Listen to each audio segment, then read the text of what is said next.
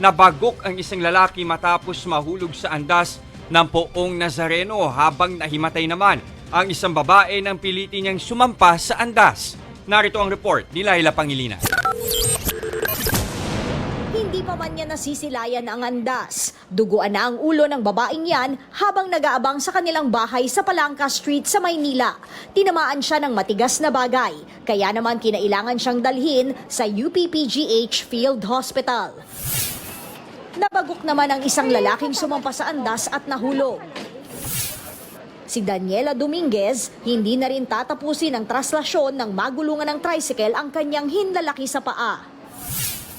Nakabenda naman ang braso ng lalaking ito nang magpunta sa field hospital ng Philippine Red Cross. Kwento niya, nakihila siya ng lubid ng andas. Kailangan i-x-ray ang kanyang braso.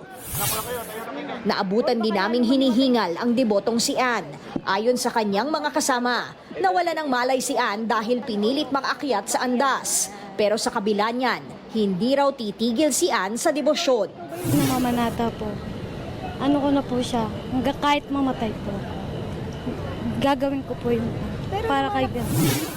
Sa tala ng UPPGH Field Hospital, 29 na deboto ang binigyan ng paunang lunas. Halos 500 naman ang bilang ng Philippine Red Cross mula kagabi hanggang kaninang alas 2 ng hapon. Nagbabalita mula sa Frontline, Laila Pangilinan, News 5.